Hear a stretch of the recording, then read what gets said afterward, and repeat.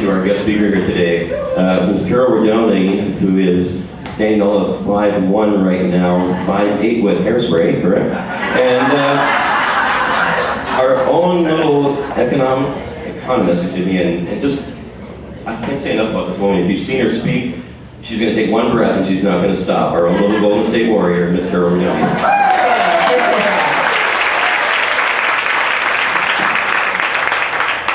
Tall. I may be short, tiny but mighty, right? That's the way it goes. Okay.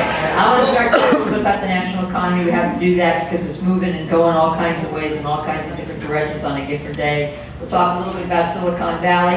I want to talk about buyers and sellers, and I want to talk about a little bit how the market is being tweaked and what's going to happen, and then we'll talk about what we think is going to happen going out.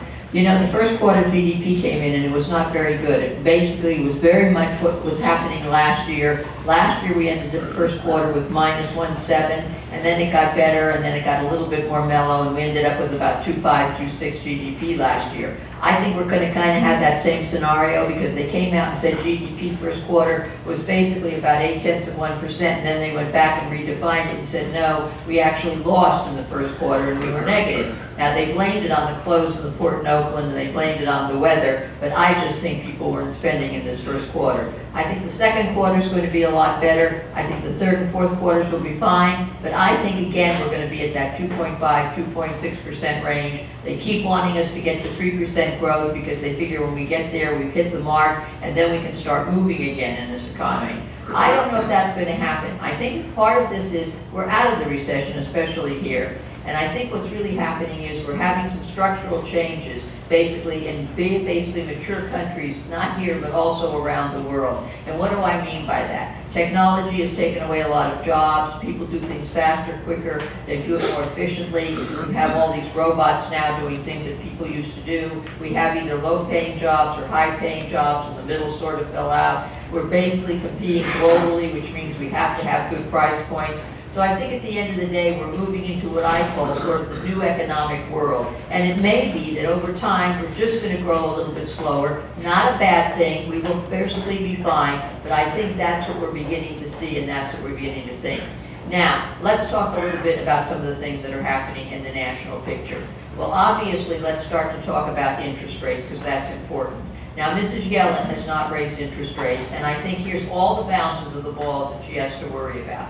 You know, she came out and she took the word patience out. She put it basically at the end of the sentence. So she said the economy's getting better, so I don't have to be as patient, but I'm not going to be impatient. So all she did was put an "im" in front of the word, and that made everybody happy. It didn't spook the stock market. I don't think she's going to raise interest rates in June. I don't think she can. I think that if she doesn't, it will be at the end of the year. Here's all the things she's fighting.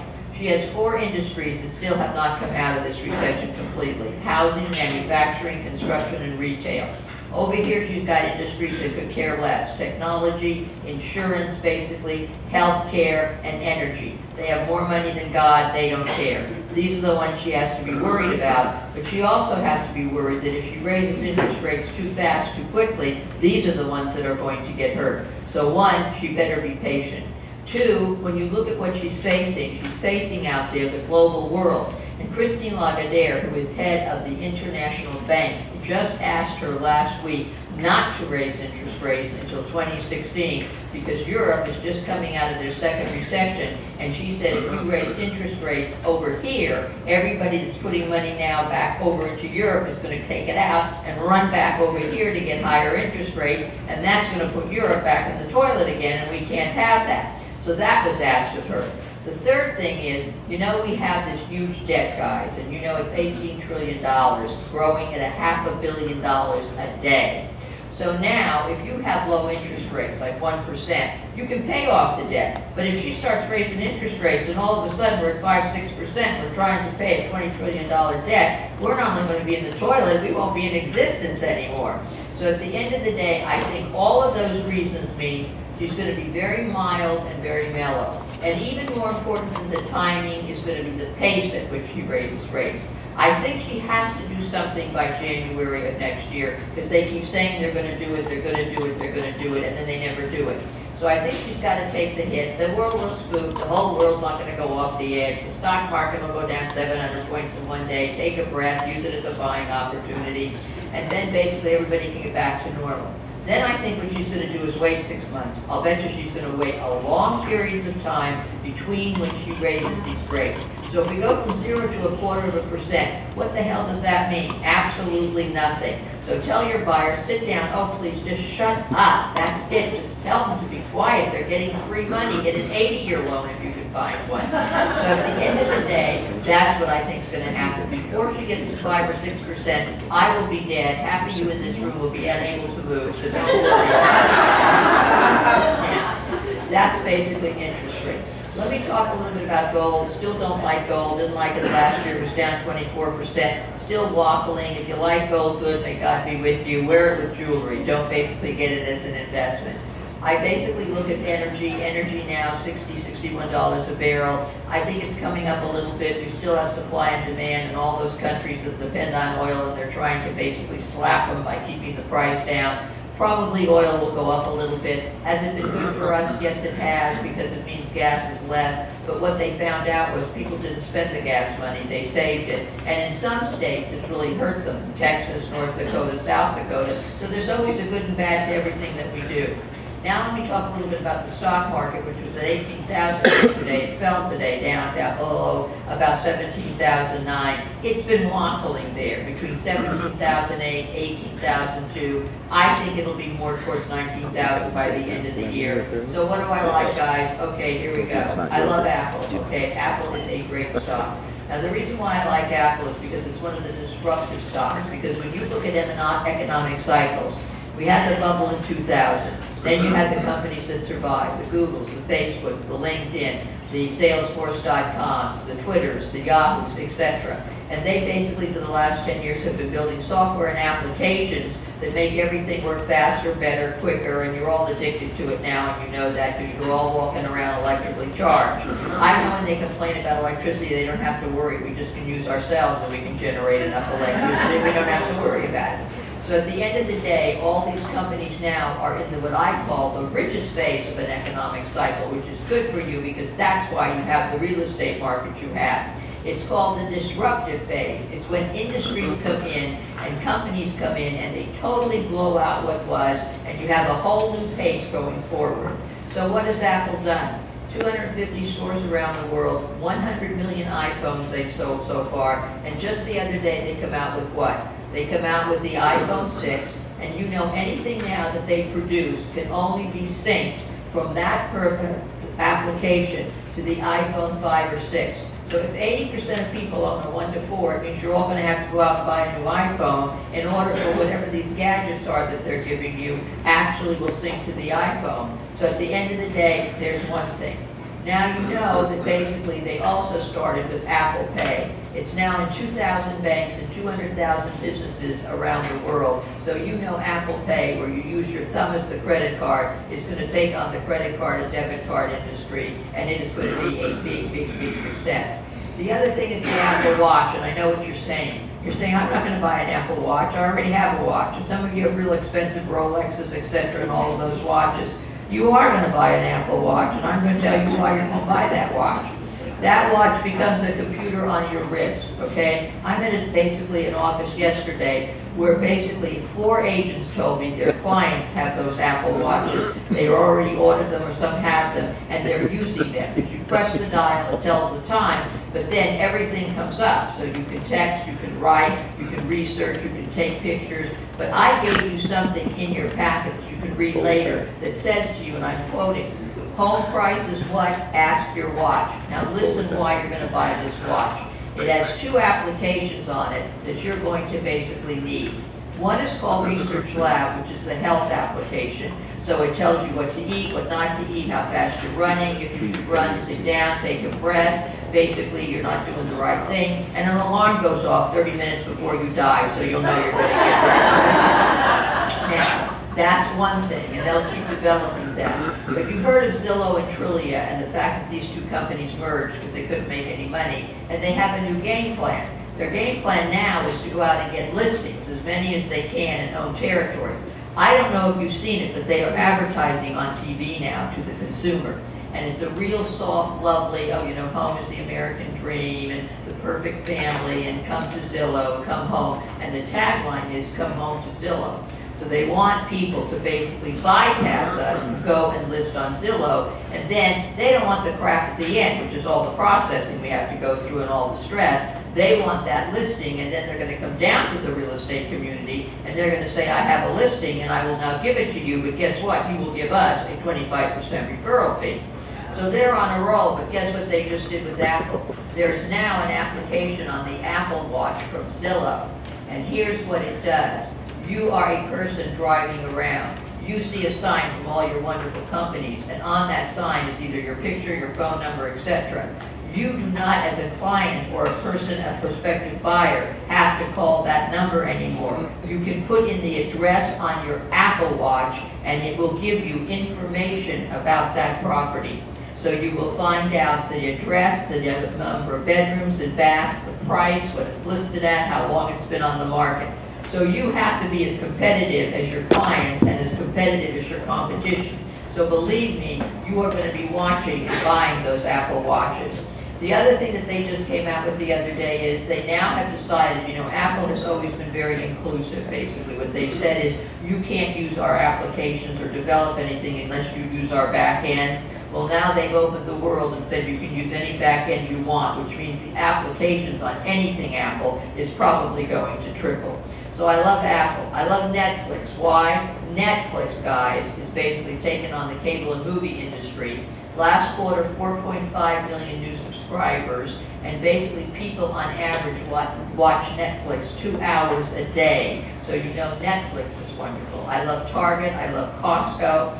There's another couple of companies I've just bought. One is called Monster Beverage. That's the basically energy drinks and tea company that Coke now has a piece of. I basically like another company called NetEase. You should look that up. That's a Chinese gaming company. I love Disney, and let me tell you why. Is there anything more magical than Disney?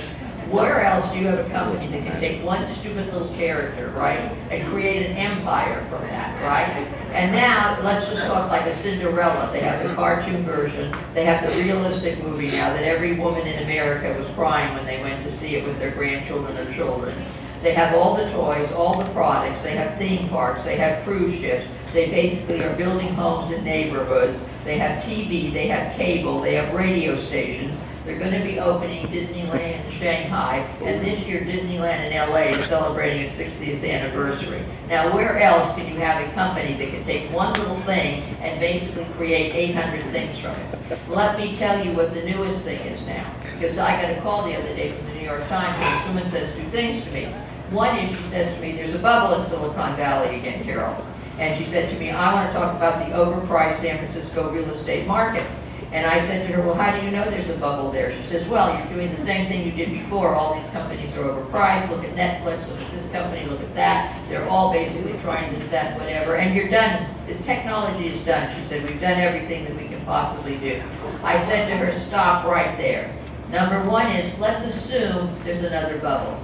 The bubbles were different. So I said, what I hate about you people in the media is you give terms to things but you never define them. The bubble in 2000, we were in a recession.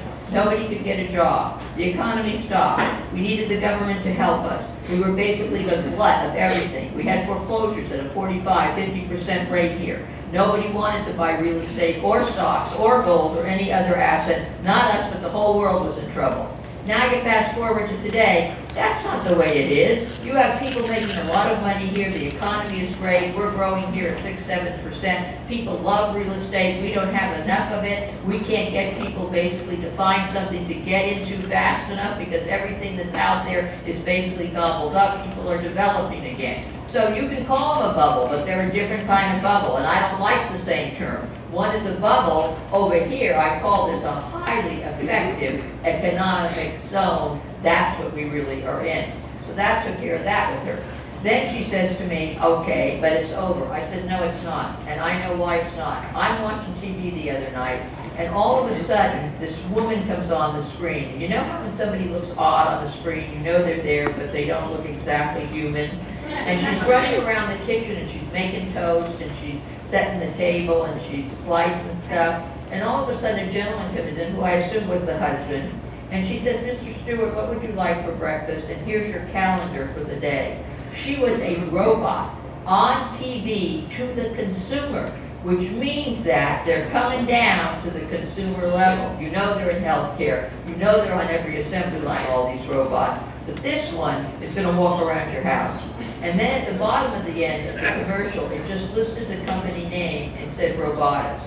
A couple of nights later, I'm also walking around my house, the TV is on, and all of a sudden, a Japanese commercial comes on with this chef, that's a sous chef, and the people that prepare everything, and he's a robot, and my God, you should see how fast that guy can do carrots and broccoli. Unbelievable. So what I'm saying is this, when they start to bring this kind of stuff down to the consumer, and if you read the paper today, and you read the San Francisco Chronicle, you would see that Oculus, remember the company that Google bought? They're ready to start to come out with it now. And they talked about what it's going to be able to do. Google getting hot into the driverless car business now. So you begin to understand the next phase is now going to be artificial intelligence. Let me tell you about the newest toy for Disney that's going to be the hit of Christmas. They basically are going to make collectibles of all their characters. Now, who do they own? They own all the princesses. They own Marvel, so you know they own Thor and Captain America and Hulk and all that stuff. And then they own Pixar, right? Now they're going to make collectibles. They're going to be about this tall of all those characters. When you buy one for your child at about $260 each, and you're saying I'm not going to buy a collectible for that, yes you are, because it sits on a stand. And when you connect that stand to an Xbox or any of those game consoles that you have, that figure becomes lifelike and goes on the screen of that Xbox, and then you can play games, your children can do puzzles, they can mix characters, they can do everything. And those are called Toys to Life. And that's going to be a huge seller this Christmas. And everybody in the world will go out and buy one. So at the end of the day, we aren't at the end, we're just at the beginning. So that took care of that. And she said to me, well, you work for the Wall Street Journal, Carole, so I needed verification about the overpriced real estate market in the San Francisco Bay Area. I said, it's not overpriced. She said, well, maybe you don't know the statistics. I said, well, why don't you explain them to me so that I can understand better? She said, do you know that it's now about $1.4 million in San Francisco? That's $1,400 a square foot. And she said, no matter where you go, you can't even find anything, she said, unless you go way out to Tracy, Morgan, basically Ripon, Stockton, Modesto, Turlock. Even there, the $200,000 to $400,000 range, you can't even touch it with a 10-foot pole. And as you get closer in the East Bay, which was the ones that suffered the most, they're at $500,000, $600,000 even for condominiums, way up to $900,000 and then above that. And then if you hit San Mateo and Santa Clara, you're in $1 million, and that's the way it is. I said, I know that. She said, well, then how can you say it's not overpriced? I said, because here's the next thing we're going to talk about. Let's define an overpriced real estate market. I said, it's when you have a lot of inventory, you have things that are priced, they're priced incorrectly, people start to discount them. It doesn't matter, they still don't want them, because the biggest problem that you have is people don't like the asset real estate in overpriced markets because they don't think it's a good asset to invest in because it's overpriced. I said, okay, let's talk about that.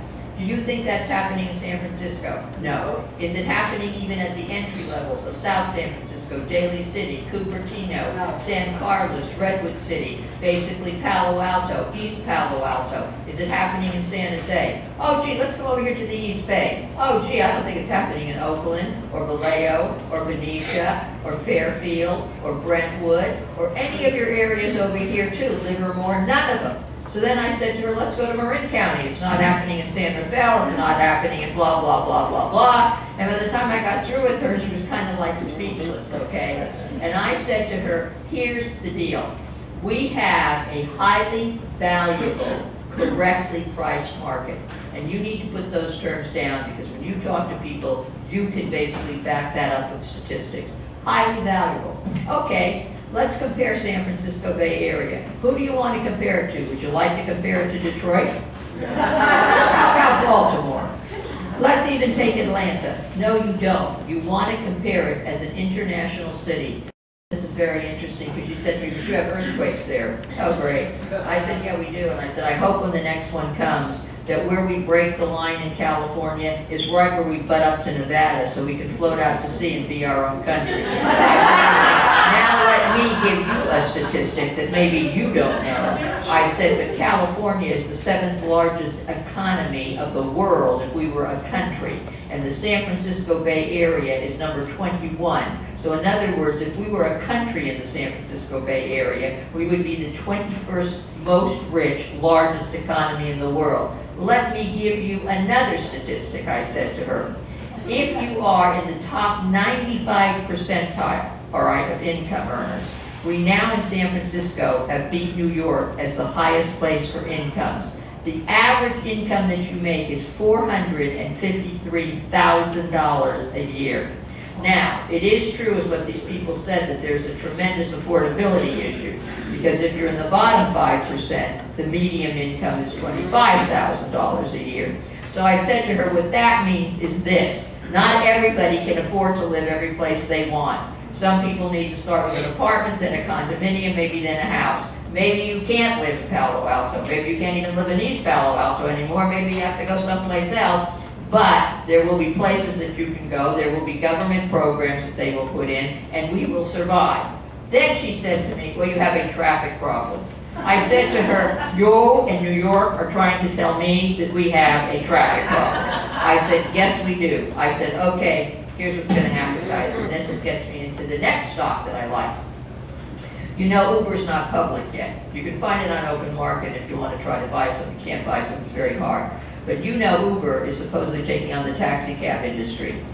Do you know now that they have, listen to these numbers, they are in 260 cities around the world. They have 360,000 consultant employees that work for them. 20,000 just in the Bay Area alone. That's why you can get them in 5 minutes when you call them on the phone. And basically, not only will they take on the taxi cab industry, but you know there's 1 billion cars on the road, and guess what they want? They want to take on the car industry, because here's what's happening in San Francisco. This year, they're going to delete 1,950 parking spaces in San Francisco to make way for the buses. 500,000 cars come in every day, and they only have room for 380,000 people with cars.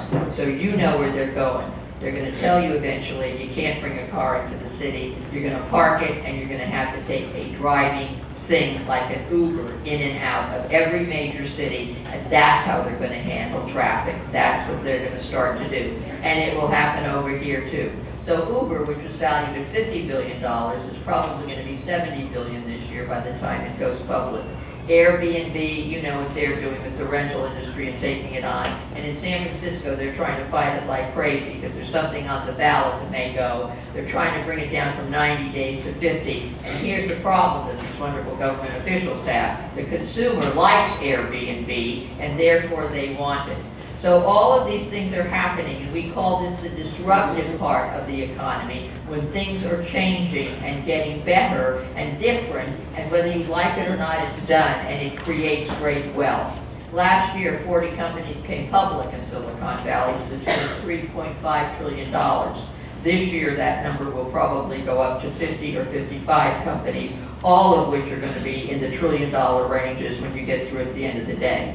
So what I basically said to her in a nice way was, look, I don't care whether you call it a bubble. I don't call it that. I call it a basically hot, wonderful economic zone. It is not overpriced. It's highly. Now, what about correct pricing? Let me give you a couple of stories. Here's what you've got, guys. You have no inventory. Okay? Get used to it. It's not going to happen. All right? And everybody keeps thinking and kept saying to me, oh, well, the spring will come, we'll have more inventory. You don't have more inventory. You have 1 month, and that's the way it's going to be. Because you have, look, a lot of people that would love to live here, a lot of people who want real estate. You still have 22% all cash. You have foreign buyers now who are using Bitcoin in order to move money. Bitcoin, the internet processing monetary system that allows them to go through the back end of the government, so the government can't trace the money, and where did it come from, and Homeland Security, and what difference does it make? Because those guys at the airport can't figure out who you are or what the hell's in your suitcase anyway, so I don't know what the hell difference it makes. Just let everybody and anybody get on the damn plane. And I think they should use the dogs. The dogs are better. At the end of the day, they're using it to move money, and it goes through the back door, so it doesn't have to go. It goes from one Bitcoin company in China to a Bitcoin company over here, and they can do that without regulation. So you're going to have a big flux of the foreign buyers. Then you obviously have Wall Street that comes along, basically Mr. Buffett's in the real estate business now, et cetera, et cetera. So you have a very viable, very fertile kind of market. You basically are going to still have low interest rates, they're not going up fast, and you're going to have people ready, willing, and able to buy. So all of those things are what you still have. It is now a 24-hour-a-day, 7-day-a-day, 365-a-day business. And your first contact now is that iPhone. You do know that. It's not the person. Because when you meet somebody, what do they tell you? Send me some information. And if you can't basically fall in love with that iPhone, you're not getting to them at the end of the day. And the market now is divided between worker bees, who I understand have a hard time getting in because they need the loans and the FHAs, and I'm sorry, and I don't know what to tell you, but it wasn't in the Bill of Rights that they got to live in a $1 million mansion. But at the end of the day, that's the way it works. And then you've got these millennials, and you know who they are. They are all about them, and you know that. It's what I want, when I want it, how I want it. I like you, I don't like you, I'll hire you, I'll fire you. I know more than you do. You're stupid anyway because you're still working. I'm 30 and I have $18 million. You're 65 and you don't have that, so you're an idiot. You know, that's basically how it works. And that's exactly how they think, and they go for the juggler. They also will pay $500,000 more for a property that 12 people are bidding on and boast about that, rather than saying, gee, I got this and I got a deal, and the deal I got was that the price went down. They would rather get the deal where the price goes up, because then they're a winner and they can boast about it, and that's what they're like. They're also picky. They like updated or a tear down, and they don't like anything that's middle of the road. So if you walk in and you've got a 70s kitchen or a 90s kitchen, and you don't have the Viking stove and all that crap that goes in it, then they don't want it, because it's not going to be state of the art. And you know what they like, the Calvin Klein, the glass, the steel, the chrome, the stones, all that kind of thing. They don't like the other stuff because it's not on top of the line. And they like zip code, location, and lifestyle. Everything has to be an experience, 24 hours a day. These children raised on Sesame Street, they need to be gratified, and they need to constantly have something in motion to basically entertain them. That's why they love the computers and all the games, and that's why they love the internet. So, correctly priced. Now, I live in a condominium, the one I call the cemetery, because they lock us up, about 9 o'clock at night. And that's because we don't know where in the hell we're going by 9 o'clock. We're on the bus, at the bus. Where is the bus? Is it coming for us, and who cares? Now, the good thing about the condominium that I live in is it's a nice place to live. The bad place is everybody dies there, okay? It's about like 3 people a week. But I'll tell you what's good about that. See, when somebody dies, guess who comes? The fire department. And I want to tell you, they are the most gorgeous men.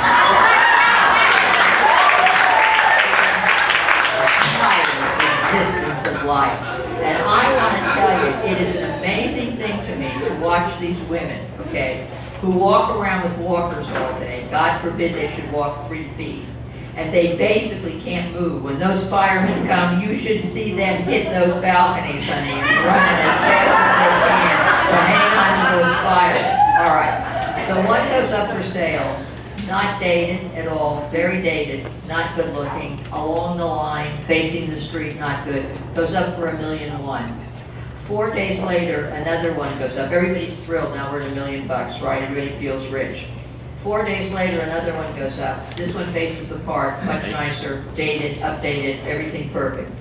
So the 3 agents go in. Because that one sold for 1.1, they advise the sellers 1.2, 1.250, and 1.3. So they come down and say to me, what do you think, Carole? I said, I don't think so. I said, you see, a lot of agents think, and a lot of sellers think, that if you put your property up above the last one, that's how you push appreciation. Totally wrong. Buyers push appreciation, all right? So I said I would list it for $998. Why? Because I said, one, what you need to do as a seller in this market is wow buyers, wow the agent community. And the way you do that is to be 1 to 3% below where the last one was, so that people will say, my God, we have to go look at this because there's something wrong here, or this agent doesn't know what they're doing. So the day that they basically open it up, they're lined up. A guy's there 5 o'clock in the morning waiting to get in. That's the first agent that goes in. Listen to what they did. He went in, left, had his buyers in the car. They came back up and said to the sellers, we will buy this property. We will buy it today within the next 4 hours only. And we will do it with all cash, 10-day close, and no contingency. Now the only thing we have to talk about is the price. We want to know from you, Mr. Seller, what do you want for this property? We're going to give that to you so you will take it off the market, but the offer's only good for the next 4 hours. 1.4 million. Now see, they might have gotten 1.4 million if they